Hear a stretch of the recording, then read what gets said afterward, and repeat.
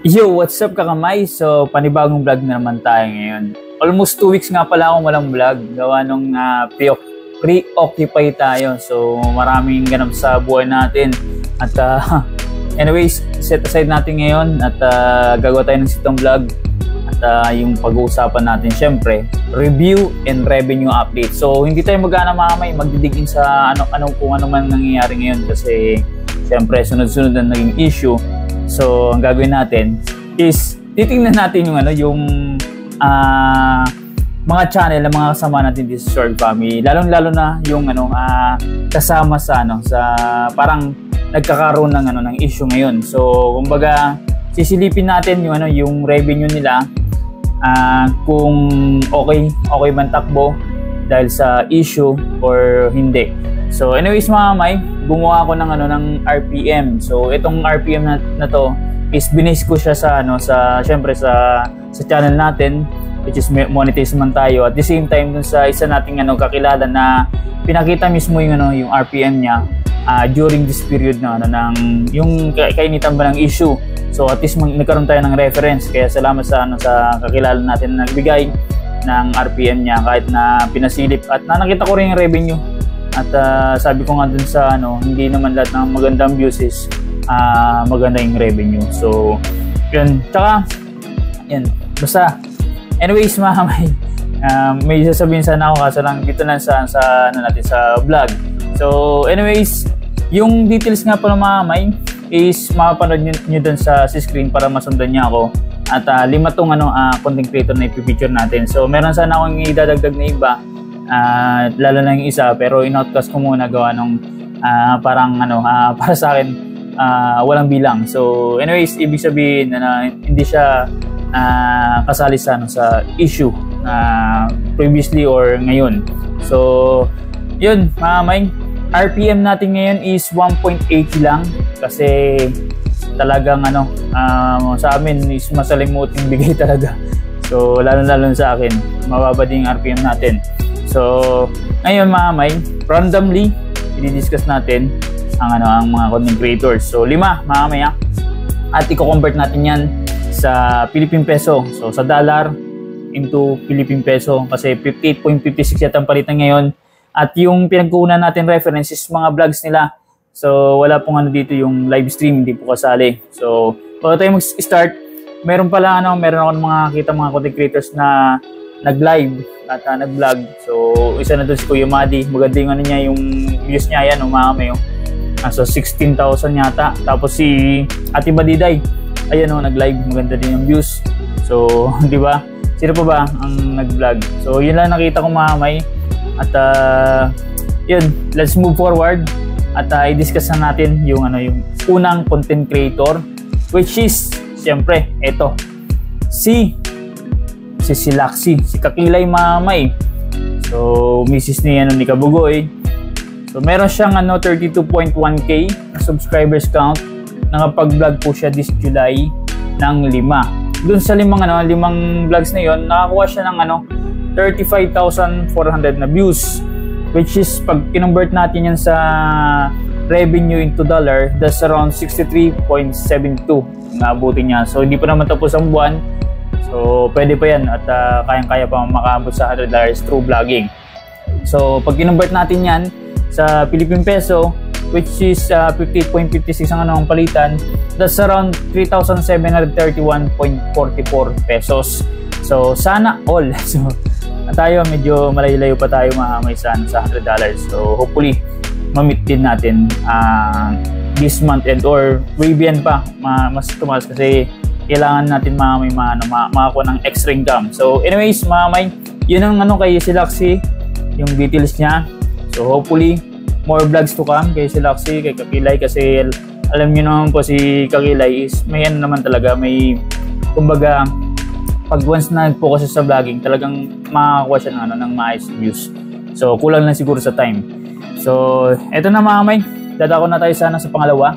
Siyempre yung mister niya, si Kabugoy, si Jeramil Perez, si Noy. So isa rin to sa alam niyo na mga kamay, nagka-issue. So hindi natin alam kung totoo yun or lang gimmick. So ayan na natin. Anyways, meron siyang 92.4k At medyo malapit na si Kabugoy sa 100k. Ano yun, silver play button mga kamay. So pwede siya makapag-apply. So nakapag-vlog siya ng 4 this July. So bagong balik kasi ang huling vlog niya June yata. Na June 25 yung nakita ko niya sa vlog niya. So anyways, 4. Yung views niya doon is pumalo po ng 87,400. So biruin yung mga may 4 pa lang vlog, 87,000. Which is sa akin, habuti na siya bago tayo makaabot ng 87,000. So kaya very powerful or talagang may impact yung pag-vlog ni Kabugoy. So kumbaga wag na lang nila i-set aside talaga kasi sayang ang views. So anyways mga may dun sa 87,400 na views ni Kabugoy, nakakuha siya ng 157.32 na estimated revenue sa dollars po yan. So tayo nag-create mga may So yung actual nasa kanila at tayo naman is estimation lang. So kumbaga hindi naman siya nalalayo or hindi naman siya sakto, tama lang. Pag kinonvert natin yan sa Philippine peso, that's around 9,212.66 pesos. So medyo may kalakayan na mga kamay. Kaya pa ni Kabugoy makaabot siguro ng 30k. So sana mag-vlog pa siya. So kasi 15 na ngayon, July 15. So meron pa tayong 15 days para makapag-vlog bago mag-close ang buwan. So yan po ang details si Kabugoy mga kamay para sa kalaman at supported ni Kabugoy tsaka ni Selaxi. Kasi may community kahit pa paano yung dalawa. So yun, pangatlo mga kamay na content creator, si Niknika TV. So medyo maganda din yung views ni Niknika sa kanyang vlog. So si Niknika mga kamay, meron siyang 33.9k na subscribers count. Nakapag-vlog po siya this July ng 8. So doon sa 8 na yung mga may nakakuha siya ng 90,500 na views, which is pag kinonvert natin sa revenue, that's around $162.9. Pag kinonvert natin yan sa Philippine peso, that's around 9,539.42 pesos. So not bad mga may, kasi biruin nyo, maayos ang views sa vlog pa lang. Siyempre nag-live si Niknika at maganda yung pasok ng support ng mga viewers niya. At the same time, hindi pa po kasama din mga perks, yung mga membership at mga super chat mga may. Kasi alam ko si Niknika is malakas manikap sa mga perks mga may. So yun, kaya more on vlogging ang focus para at least magkaroon ng maintaining na ma-reach yung $100 sa kanyang channel aside sa perks. Kasi pag once na maintain kasi yung vlog na doon nakakuha ng revenue, maganda po yung tatakbo ng channel. So ito naman si Niknika mga, once talaga nag-focus sa vlogging, talagang pwede siya makakuha ng magandang revenue like kay Kakilay. So wag lang sa mga issue mga kasi pangit yun, sayang ng views. So yun. So anyways mga yung sayang ng views mga is just kumbaga expression. So naririnig lang natin kay Kapitan. So eto na mga may, ang pinaka-aabangan ng lahat, siyempre yung pang-4, si FC, yung tinatawag niya, napanood yung vlog niya si Kaoya Kinoshita. So tinatawag niya sarili na FC aka FC. So hindi ko alam kung bakit, pero anyways, meron siyang 87.5k na subscribers count. Nakapag-vlog siya this July ng 7. So dun sa 7 na mga kamay, nakakuha siya ng 106,500 views. Ikaw yung maganda, di ba? 7 pa lang, talagang boom, malakas ang impact dahil sa issue ngayon mga which is na siyang na-involved. So totoo man hindi, so nasa kanila na yun kasi nasa gustong gulang na siya mga kamay.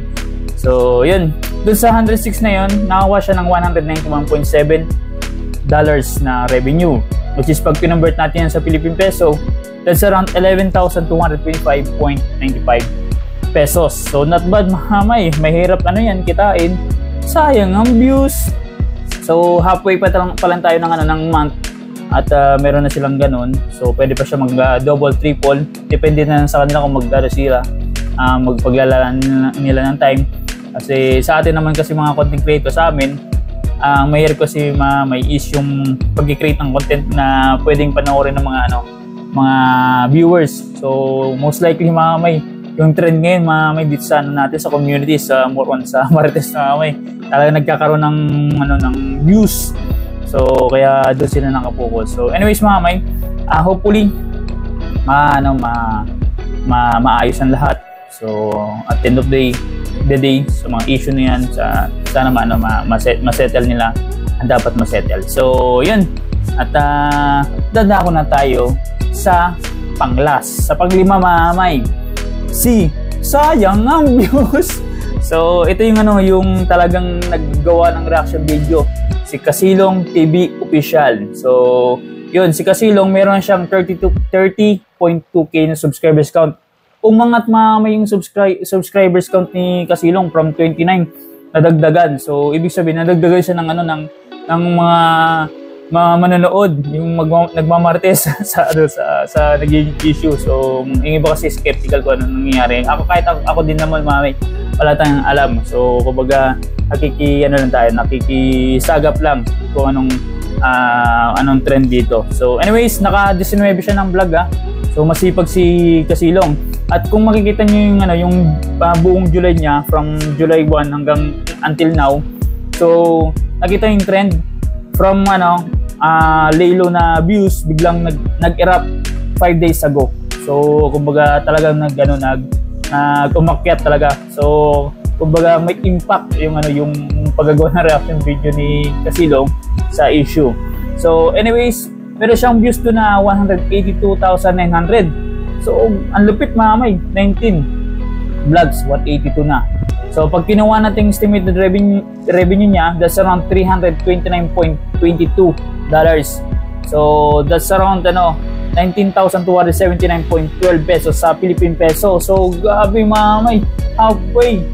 So maganda nang kikitain. Kaso lang nabagay ko sa live stream kagabi na yun nga, hindi ibig sabihin na pag malaki ang views is may revenue na maayos. So napakita ko na rin yung pinaka example or talagang concrete evidence na doon sa vlog ko na meron akong may maganda akong views pero ang binigay sa akin napakaliit talaga, which is halos hindi na ako bigyan ng ni YT ng revenue, halos i-zero out na. So kaya sa mga viewers natin, so lang informasyon, hindi lahat ng maayos na views o malalaki na views maganda ang binibigay na revenue. So meron namang maliliit na views pero ang bigay ng revenue is malaki. So nasabi na din yan ni Kasilong way back before yata or lately lang. So yun So anyways, nasa trend ngayon si Kasilong bumalik talaga ang views at hopefully ma-maintain niya. Kasi alam niyo naman may issue na yan. So many times yun nangyari sa community natin at magsusubside yan. So babalik sila sa normal na vlogging, which is hopefully magkaroon pa rin sila ng or kami ng maayos na views dito sa pagko-content. So kasi ako, ang content ko is review and revenue update. Hindi tayo sumasalpak sa mga issue kasi hindi natin alam yung mga information. So pwede din naman, kaso lang kailangan natin pag-aralan yung sasabihin natin, at least may basihan. So yun hopefully ibigay sa iyo ng impormasyon yung revenue nila, yung trend ngayon. So yan po yung mga revenue nila. Hindi pa po yan tapos. So kung pwede pa yung madagdagan, may mga adjustment yan, pwede yan mabawasan, depende po yung KYT. So sa mga supporters ng mga diniscuss natin, ayan na po yung yung estimated revenue nila this July. So halfway So para at least makita niyo na po at makita niyo yung suporta na binibigay niyo sa mga content creators na pinapanood niyo po. So bago tayo magtapos, siyempre laging paalala ni Bidog sa lahat ng mga nanonood sa atin, sa mga pinapanood ng mga content creators na don't skip ads. Sabahan niyo po yung panonood ng vlogs ninyo sa mga sinusuportahan niyo, kasi alam niyo na pag nanonood kayo ng mahaba at hindi kayo nag-skip ads, magkakaroon kami ng maayos revenue sa aming mga channel. So paano yung mga see you sa next vlog po natin. Mga kakamay!